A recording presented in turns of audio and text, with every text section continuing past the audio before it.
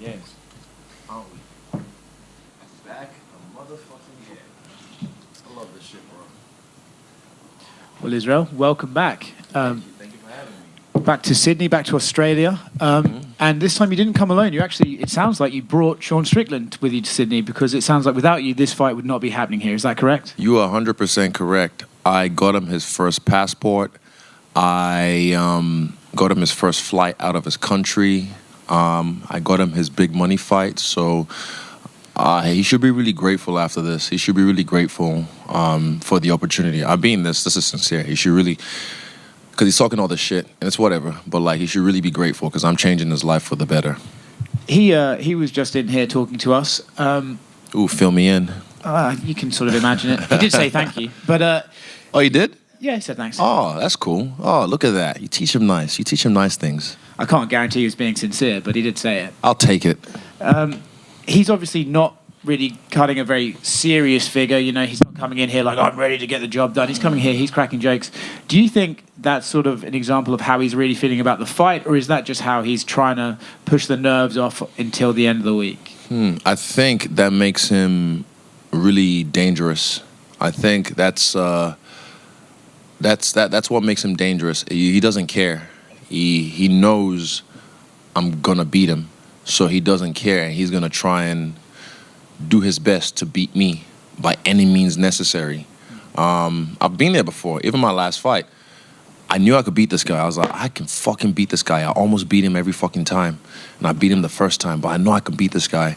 And then, you know, he ended up beating me. But I was just like, okay, everyone's counting me out. I'm the underdog, so I was like, right, bet. I'm gonna use this, and I don't care. I'm gonna give everything to this fight, and that makes you a dangerous man. A man with nothing to lose and everything to gain is a dangerous man. He admits that before the Pereira fight, he should have wrestled, he should have gone in there, and then he didn't, right? He goes in there and he wants to prove a point. He said ahead of your fight, I've been wrestling, but sometimes you go in there and it goes out of his head. Do you think he'll have an ego about his own stand-up that when this guy who's supposedly superior, he'll have to match you, or will he shoot for the legs? I mean, he did say he's a better striker than me, so I welcome him to try. But I think his team is too smart, you know. He trains at Extreme Couture. He's got Eric, Ray Sefo and them on his team. So if he listens to his coaches, this is different. This is not just a regular fight that his ego's going to take in place. He wants this. I know he wants that. He tries to push it away, like you say, just to like, I guess, how do you do? What do you call it? Like just like to relieve yourself of the pressure, if you will. But I think he's gonna wrestle. And I got something for his ass because me and my buddy Craig Jones be hanging out a lot. So yeah, we've been around the world. We've been training, and I've been doing this for a long time, and I'm yet to, choke a motherfucker out. So that's one thing that's on my list, and I hope he wrestles. If not, cool, stand and bang, do the man dance, as you will. He's selling wolf tickets when he talks about that, by the way. It's just, I don't think he's going to man dance with me, and if he does, I'm a better dancer than him. He talks like, I want to kill and all this sort of hyper-aggressive stuff, but do you believe... Cap. When you look at the other guys you fought, is he this really tough guy that can get in there and have a war and see you through to the end, or is it just these are all words that just disappear when he steps in the cage? He looks good against guys who are human punching bags. Roll back the tape, UFC 253. I said the same thing about Paulo Costa. And this is not my ego talking. This is just me speaking strictly facts. I said Paulo looks good against guys who are human punching bags. Look at fucking Deshaun's last fight. He fought the bus, and he was a fucking human punching bag, just stood there and got beat the fuck up. And I told you guys, Paulo will not catch me. I will catch him eventually. And I told him I was knocking the fuck out. And I did.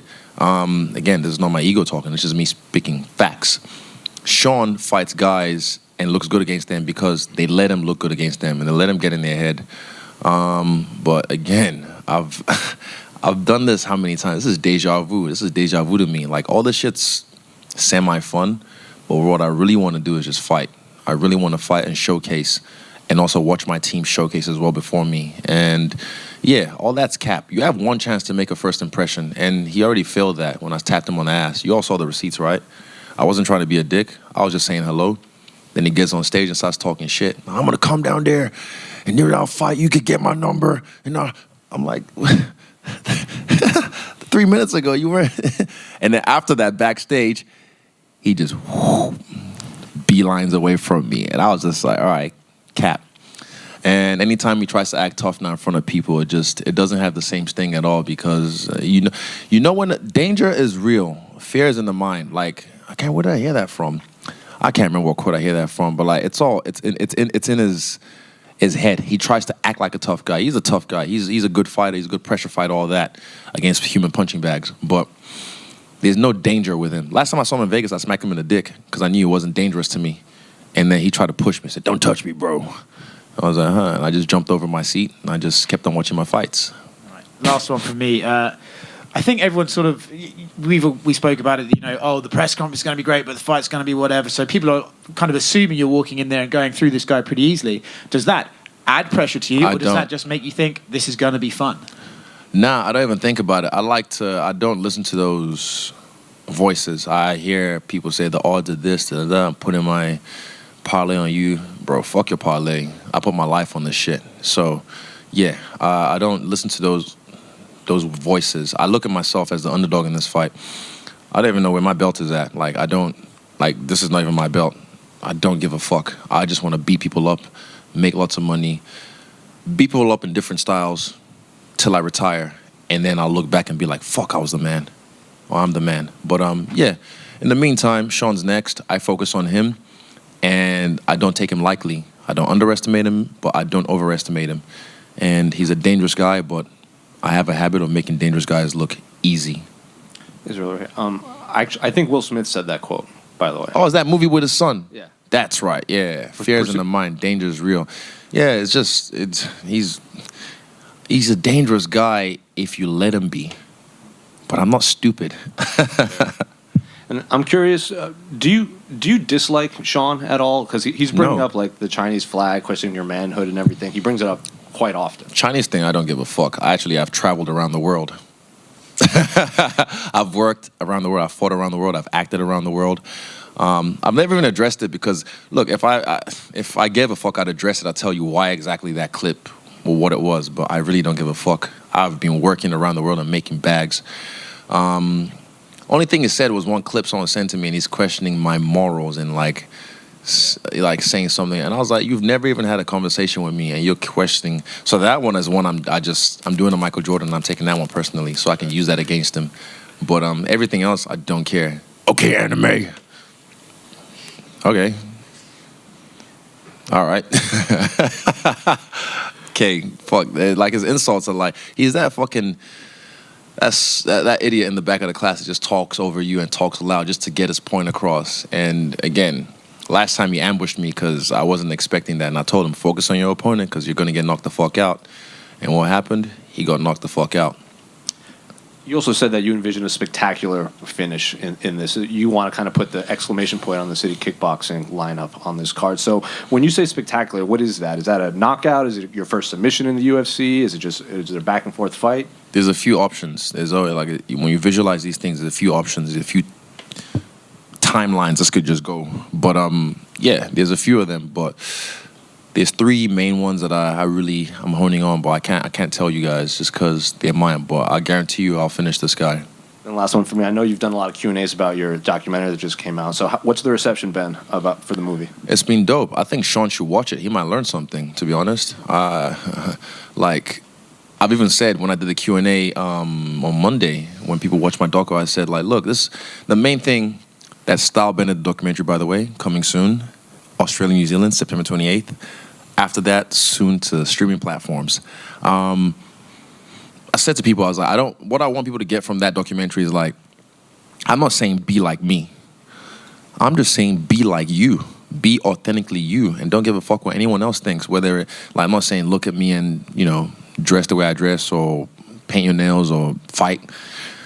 I'll just say, look at, man, that guy Styles is just like unapologetically himself and is just showing he's just bearing his chest to the world, showing his heart to the world, his heart on his sleeve, and doesn't care whether you like it or not. He's just happy. So for me, I'm really happy. This so far is the best year of my life yet because I've really just embraced me and not giving a fuck what anyone else says. It always helps that I can kick ass because I'm just like, what the fuck you gonna tell me shit? Like, but yeah, even without that, I'm just saying like, fucking just be you, bro. So that what I want people to get from the documentary is just like, express yourself authentically. And I will say this, I respect that from Sean. I respect the fact that he expresses himself authentically and does not give a fuck what anyone thinks. I respect that. He looks at me and he gets away. But again, I don't care. That says more about him than it does about me. Because I am expressing myself authentically. And I'll beat your ass, Sean. I will beat your ass. Israel, you posted some footage of Sean sparring, and you seem, kind of disgusted by it, I guess, maybe for a lack of a better word. What do you just make of, like, that etiquette? I call that gym heroes. When he sparred Pereira, did he spar like that? Didn't look like it. Exactly, because he knows Pereira will fucking knock him out. It's called respect. And I have teammates, and we can push, but I don't try and hurt my teammates. Like, he's knocking people out in the gym. Accidentally, I've probably knocked 2 people out over the last how many years I've been fighting in the gym, accidentally. And, it's not even knocked out, like dropped them because it was light. But, like, it's just, I don't try and hurt people. I don't know. There's many ways to skin a cat. Look, whatever works for you. But I just feel like I've seen too many of those now where I'm just like, whoa. Gym hero. And then when he got his arm thing, oh, come on, man. Oh, come on, man. Why'd you do that, man? When he got a taste of his own medicine, oh, come on, man. Come on. Don't touch me, man. Like, I do a real good impression of him. I just realized. Fucking hell. But, yeah. I just don't like gym heroes, man. Like I said, when he spot Pereira, he didn't bring that energy because he knew Pereira would sleep the fuck out of him. Dana White's Contender Series just wrapped up a few minutes ago, and Dana did a scrum after, and he was asked about who could be next for this, and he basically said about Dricus du Plessis, I don't like when guys turn down fights, and was kind of like nonchalant about it. Neither do I. Yeah, do you think he'll be next? I know Jared Cannonier's here in the backup position as well, and they've been kind to people who do that solid for them, so what do you think they're going to do?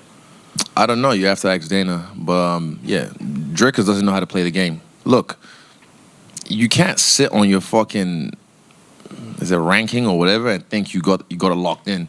This is the UFC. If you look back at the history of the UFC, shit happens, So he thought he was sitting pretty, but he might have to fight 2 more times before I get a shot at this. But he doesn't call the shots. I do. I need you to understand that I call the shots. You don't call the shot, dickless. You need to understand this.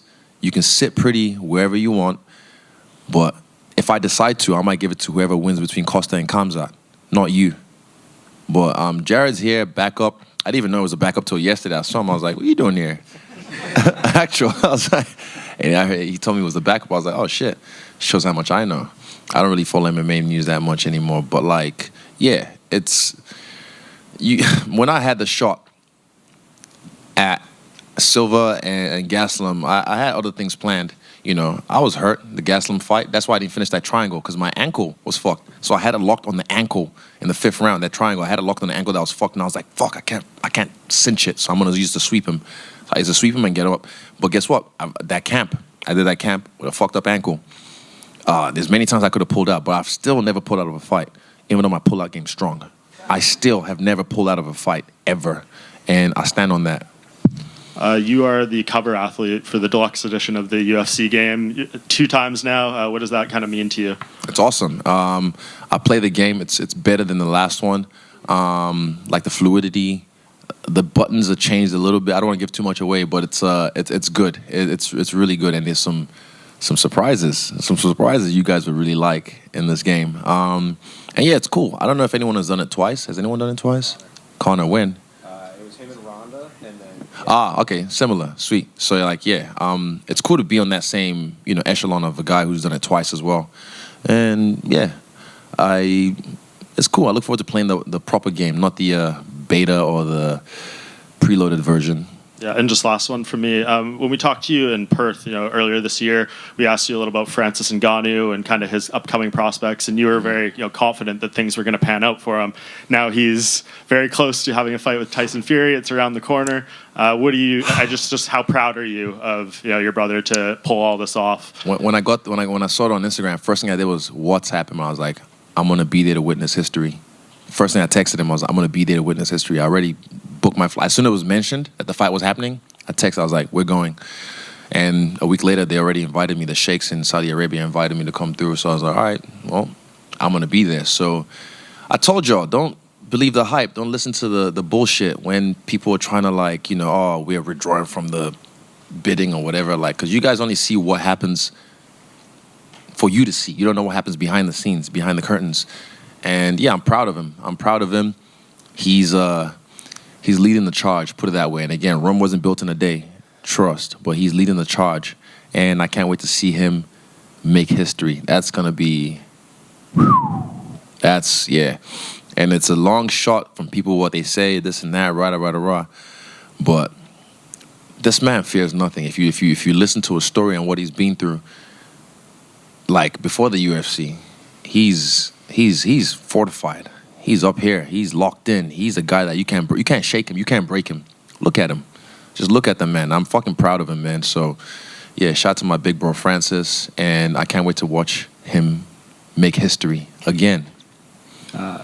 Israel, just over here. Congrats again on the movie, man. You gave a lot of fascinating insights into your life. And you spoke to Aaron Bronstedt of TSN about how Sean reminds you of guys from your past, right? And I wonder, there's probably times in your life where people like that, you weren't able to do something about it in the moment, right? Even though you wanted to. I wonder how how your mentality is now and how it changes versus the younger you compared to now when you actually are able to do something about it. Do you still have that same desire? Yeah, I mean, I did it to Costa. I said the same thing. I was like, it reminds me of idiots I had to deal with growing up. But then now I'm capable. And I've said this, there are no good or bad people. People are just capable of great good or great evil. People try to act like they're virtuous, but they don't really have a leg to stand on because they're not dangerous. I am now a dangerous man, and I can choose to be a dangerous man, or I can choose to be soft-hearted and kind. And I'm mostly, in my life, soft-hearted and kind until people start to fuck with me. Then I'm like, right, I'm about to beat the fuck out of you. I'm about to bully you. So I have to become what I hate, but I use my powers for good instead of evil. And yeah, not saying I'm fucking a saint. You guys already know. I've told you guys since the jump, I'm not your fucking saint. I'm not your hero. I'm not your guru. But I'm just me. And if you fuck with it, you fuck with it. If you don't, you don't. Guys like Sean, yeah, I've dealt with them all my life. But again, it's nothing new to me. Now I get the chance to beat the fuck out of him. That's the difference. And I'll do it again Sunday afternoon. Has that helped you let go of some of those things from your childhood? The fact that now you have the power to do something about that, if you know what I mean? Yeah, it doesn't, I don't hold on to those things. They definitely shape you, they definitely shape you.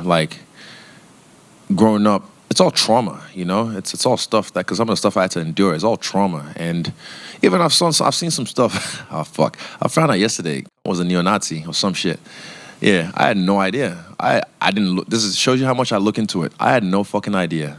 Breaking news, but yeah, I'm not. It's not something I'm going to hop on about because it's stuff that he had to go through and the stuff that he hasn't worked on that's still in him. The thing is, difference is I've done the work on myself to overcome those traumas and to learn how to use it to better myself, if you will, and I'm a human being. Of course, I've been insecure in certain times of my life. So when you've done the work on yourself over and over and over and over and over again, when you see it in other people, you're like, oh, I know where that's coming from. So that's why when I say Sean's insecure, I can see it because I see what he's like in front of the cameras and I see what he's like backstage. And when it's just me and him, and I'm just like, okay, I know where this is from and I know how to deal with this. So I'll take him through a session, a nice therapy session for free. Just on therapy, some of the most fascinating points in your movie is you with the possibility manager, just talking things out. And there's, without giving away, she presents you with certain options. At any point were you conflicted by okay, I could go in this direction for maybe inner peace or growth as a person, but that would conflict with, say, this direction where, me as the entertainer, me for my career. You know what I mean? It still happens, still to this day. And that's why I haven't been to the jungle to do the plant medicines, because I don't want to. It'll come to me. When it comes, it comes. When it calls me and it happens, it happens. But right now, I've just kind of like been a little bit hesitant because I just don't want to. I've used the example of Zuko as a firebender when he realized he's friends with Aang and he can't firebend anymore. Shauna know about this. So like, yeah, he couldn't firebend anymore, and he's just like, what happened to my powers? And it's because he became friends with Aang, so he had no anger to bend from. So yeah, who knows, man? Who knows? Right now, I like the chips and the dips on my shoulder. It served me well, and I'm using it in a different manner. I'm not jaded. I'm not like, I've seen videos of this in traffic, like arguing with people and filming it, talking about like, I'll get my gun out. Like, I can't remember the last time I had road rage. I used to back in the day when I was working a 9 to 5, trying to get to work because I'm late and just fucking beep beep beep. But now, do you want to cut in front of me? Cut in front of me. You probably need this win more than me. Your life sucks because sometimes it be like that. But me now, I'm literally, like I said, I'm happy. That's the main thing. I'm happy. Life isn't always fucking rainbows and gold and unicorns and roses and shit. I go through shit as well, but I deal with it different. That's the difference. I deal with it a lot different. And I bet you he goes through shit as well, but he doesn't deal with it the way I do. He just bottles it down, holds it in, and lets it build up, and who knows what he does with it. It's not my business. I focus on me. Just last one from me also. You spoke about how, like, you don't need the belt, so to speak. It doesn't define who you are, which is a healthy attitude to have. There's big things in life. I just wonder, when did you reach that realization? And do you feel like you needed to get the belt first before you could sort of come to that realization? I had a feeling because of things that maybe Rashad has said in the past, Rashad Evans, and some other people. But I was like, yeah, let me see. So when I got it, it was awesome. Defended it, UFC 243. It's cool. And I think shortly after that, I kind of like maybe the Romero or Costa fight. I just didn't really. I was like you'd never see me parade around with this thing, unless at the after party and I'm drunk and I'm the man. So it's whatever. But like, I don't care. It looks good. That's what it looks good. Brings notoriety, more money, all that. But like, even after I lost the belt, I told you they were still calling me champ in the streets. They still call me champ, and people were still trying to get at me because. Fuck the belt. I'm Israel Adesanya. That name holds more weight than the belt. So, yeah, I got the belt back. Whoop-dee. I'm sure he usually knows where it is. It's probably at his house, under his bed or something. Both of them. But like, yeah, it is what it is, and it's a healthy attitude to have. But don't get me wrong, gold looks good on black skin, and I love rocking that gold. So it's gonna stay with me for a while. Thanks, man. Israel over here.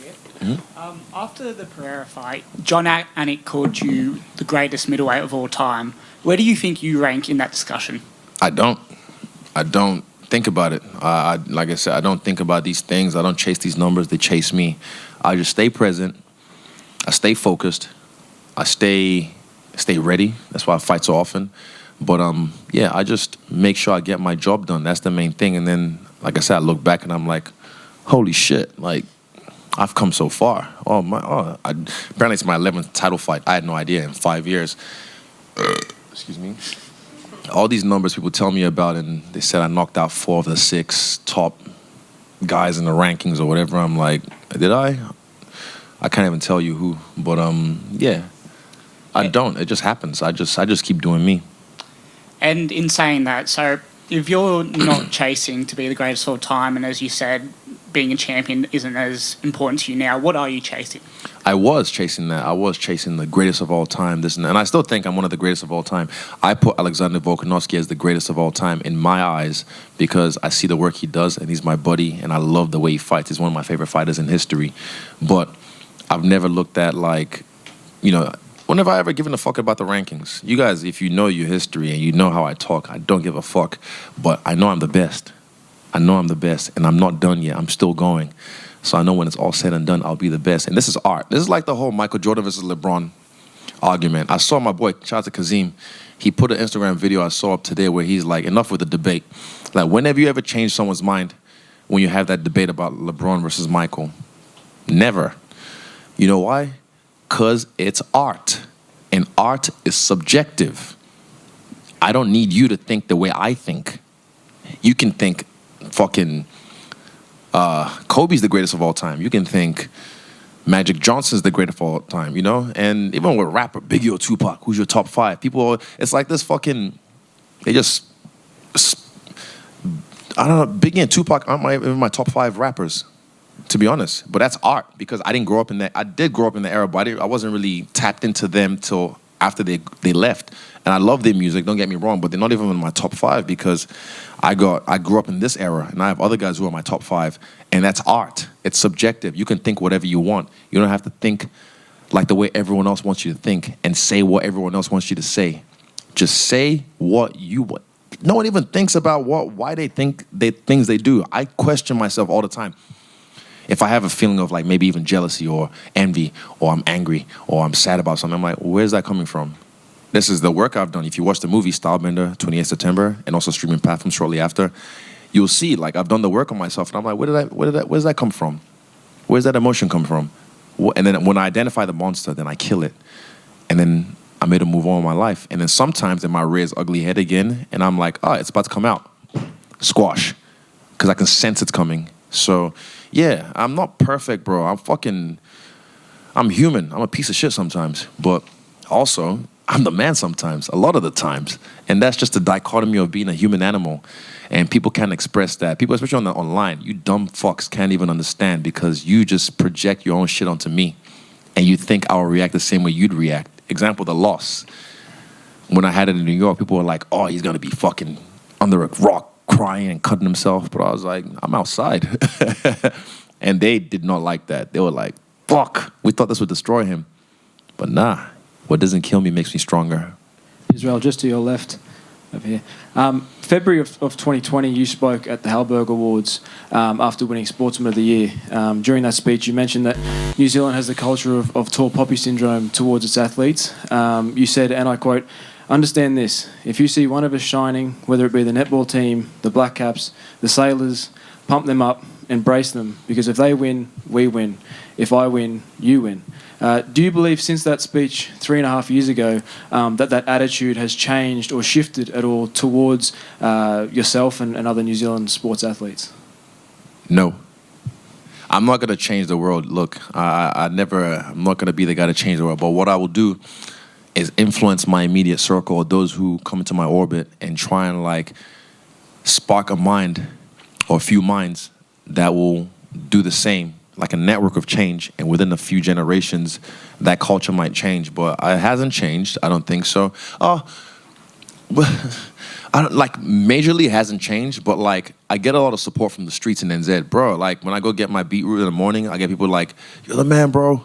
Like they'll toot at me, you know. Shout out to the NZ Warriors. They're about to whoop Sydney again, or is it Sydney this weekend? The Panthers, yeah, about to whoop them this weekend. Saws, not Saws, they're my boys. But yeah, they show me a lot of love. They invite me to their games, to their facility, and we, you know, they train with Kai and John Vake for their wrestling and their positioning when it comes to like being in the scrum. I know sports, but like, yeah, it's not changed heavily. But again, Rome wasn't built in a day. It's not going to change overnight. I think it's just ingrained in the culture where it's like people, like I said, people will see someone doing well and think that's taken away from me. Yeah. I've never been that kind of person in my life. I've never been a hater. Like, you can see someone shining and be like, fuck, that's dope. I can't wait till it's my turn. That's me. When I see someone shining, I'm like, man, that's fucking awesome. I take inspiration from that and I use it to fuel myself, add to my fuel so it can power myself and propel myself to where I want to be. But most people don't. They see that and think like it takes away from them, and they start to like hate and, you know, bombastic side eye. You don't want that. You want to be a supporter. Like, trust me, you'll feel better. You will feel better in your heart if you show love. It's nice to be nice. And I'm a dick sometimes, trust me. But again, I reflect whatever you give back to me. Considering all goes well Sunday against Sean, you're quite an active champion. You've been one of the most active champions in the UFC. The UFC 300's coming up first quarter of next year. Is that sort of an event that you would like your name a part of? Most likely. I'd love to headline that. But We'll see. Definitely, because I've watched UFC 100. That was Brock Lesnar versus Frank Mir. UFC 200. That was hold up. Fuck, it's coming to me. No, Mark Hunt was on that one. He fought Brock Lesnar as well. Did he? Yeah. Amanda Nunes, Misha Tate. Who was the headline? Fuck. Nunes, Tate. It wasn't Misha Man. Yeah, that's where it was. That's right. Fuck. I knew it was a big fight. I was like, is it John? Yeah, and fought DC. That's right. Fuck. Oh man. So either way, I've been a fan of the sport for a long time, and UFC 300. I'm gonna touch that because I know I'm not gonna hit UFC 400. So I'm definitely gonna hit UFC 300. That's one I'm gonna be a part of, and Alex Volkanovski as well. I feel should be a part of. Even I'll co-headline for Alex Volkanovski. Like that's my dog, you know. But yeah, if he doesn't fight, then I'll headline it, and I'm sure there's other people as well. Conor will probably try and jump in there because he's a superstar. He'll just, you know, get whatever he wants. But yeah, we'll see. We'll see. I know we're just moments away, or hours away from the open workout. Stunner or rock bottom? What's the ultimate move that you like? I might just even do a Q&A and like let the fans talk shit, and I'll just talk shit. I just worked out before I came here. I'm kind of still perspiring. But yeah, I'm not open workout for me right now. I haven't done that in ages, and yeah, well, we'll see. We'll see what the crowd. Sometimes the crowd will just change my mind. I get there and I just feel the vibe, and I'm like, fuck it, let's go. But right now, I'm not really in the mood to do anything too flashy or too crazy. So might just get Andre to hold the pads and just do some basic shit. And I'd rather just like show love to the fans, give a few giveaways, a few competitions. Who knows? Yeah, we'll see. We'll see. Well, by the time you get there, a couple of them might be in stretches because Sean Strickland's opened up his open workout to fans to potentially bring some gloves in. Now, it might not happen, but I don't think they tried to do it last time, but there was some insurance stuff. Who tried to do it last time? Jorge Masvidal, that's right. And they were like, this is good. So we're gonna get sued. We're gonna get sued bad. But I mean, hey, that's his thing. So if he wants to, go ahead. Me, I'm just, I've already worked out today. If I do something, I do something. If I don't, Israel, just over here. You've spoken in the past about emulating that Son Goku spirit. At this point in your career, with so many title defenses and accolades, is your focus now on just fighting the best and securing your legacy as a martial artist who fought anyone and everyone? Yes. Yes, that's pretty much it. Excellent. And look, one last question for me. As the business side of mixed martial arts grows, do you think that the purity of the martial arts is getting lost at all? Not with guys like me, no. Not with guys like Alex Volkanovski, no. Yeah, this is a business, of course. We want to make some money, better our lives for our family and future families. But, you know, some people go overboard, cross the lines, and do all that kind of stuff. But,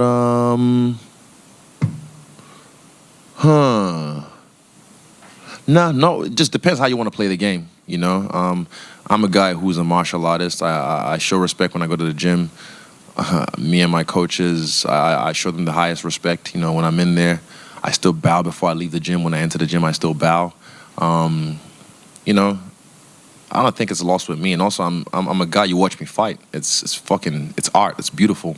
If that's what you like. If not, you can just say it's boring. It's dumb. It's stupid. And you can watch whoever else you want to watch. Yeah. But for me, martial arts is what I'm here for. And making money. Lots and lots and lots of money. Yeah. Kia ora, Izzy. In previous fights, in previous fights, we've noticed you've had a bit of a mantra or a motto leading in that seems to motivate you. Like in the last fight, it was do less, say less, do more. Mm-hmm. Did you have one for this fight that to help you, like be that little flame that kept you going? And to second that, if you don't, does that mean you take the fight a little less seriously? Nah, not at all. Not at all. I was gonna write something in my mirror, and I was just waiting for it to come to me, but it never came. So I was like, it's okay. But I just knew, like I've said it, 1 + 1 is 2. I'm gonna knock out Sean Strickland. So I know I'm gonna finish him. I really want to I want to. I don't want to knock him out, if that makes sense. But like, it's just 1 + 1 is 2, and I'm gonna knock him out. I'd rather submit him, to be honest. I want to submit him, but like, what we've worked on and what he does and his ego and his brain is just a peanut. So 1 + 1 is 2. Water is wet. Sean Strickland's getting slept. Speaking of submissions, is that you mentioned on Flagrant that that's what you had planned for Rob if you had a trilogy? Is that something you're now more actively chasing in the cage to keep it fresh for you? Or? No. I try not to chase things. But Rob, that was a stipulation with myself to myself, so I can get up for that fight. Because to fight him a third time, I was like, ugh. Okay, well, he's gonna shoot, so I'm gonna have to find a way to sprawl, take his back, choke him out. Yeah, that was the plan. Sorry, Rob, you just gave it away. God damn it. Damn. Is he over here to your left? You in this interview here, you've mentioned it, and your teammate Shane Young in here mentioned it earlier. Comparing this fight to the Paulo Costa fight, what is it about this fight that draws that comparison? Is it the energy? What is it? The energy, and it's just like I said, deja vu. I said that in one of my posts this week. It just feels, it's like, again, I would make him cry like a baby, you know. It's a shameful champion. He's a shameful champ. I gonna punch him really bad. He speaks better English now, but like all that energy before the fight, and then I saw him at the hotel, and I checked him, I tested him, I was like, oh, you're solid, and then all that energy was gone. I was like, oh, it's all for cameras and shows, because I was right there. It's just your manager, no security. I didn't even have my guys with me back then. It was me and my manager. If he wanted to give that energy, he could have done it right there. So all these guys is fugazi. There's certain people you don't fuck with because you know, like, it's on sight. So it just feels familiar. And I've, like, before that fight, before my UFC debut, I felt this energy before where guys try and, like, be boisterous and, hold me back, bro. Like, you know, that kind of vibe. So, yeah, they don't really want to fight. They just want to act like they want to fight. And I know that energy, so it's familiar to me. And I love to fight. And, yeah, we're going to fight. Last one. This week, you've talked about you wanted to get your nails done. Do you know what you're going to do with your nails? Yeah, drip tips. That's my favorite. Drip tips, because it'd be disrespectful to knock him out with these ugly things. So, yeah, I'll do my toes as well in case I kick him in the face, which I will. So, I don't know if I'm going to paint them, but I'm just going to get them, like, pretty. Because if they're not pretty, they're claws, and they'll cut his face. So, I'll make them pretty. Maybe put some sparkles on them. Yeah, put some sparkles on them. And again, this is the last time I did my thing was on an interview, and it's the same ones. I've just kind of like taken the gel off and stuff. Like this does not define me. I do this like once, maybe twice a year. But idiots want to like, that's him. He's pushing the agenda. He's this, he's that. But I'm like, you hone on one thing because you're an idiot. You have no capacity to actually broaden your mind and see things for what they are. Because you're an idiot, and that's why you're a fucking sheep. And that's why you get told what to do, and you listen to whatever the fuck they tell you, because you're a fucking sheep. That's why. And yeah, I'm not the kind of person that you can put in a box. People have tried, but I live like there's no box. And that's why you belong in the fucking box, you sheep. Thank you very much. Easy. Any other questions? Yeah, Penina. Sorry, Vicky. Sorry. One more from Penina. It's Tongan Language Week in New Zealand, and I was wondering if any of the Tongan guys that you train with or that you roll with have taught you any words or phrases. Way before that, I already knew all the bad Tongan words, and I will not say them here. But I'll just say ofatu, all my tokos. Mwah. Spread love. That's what a real mob do.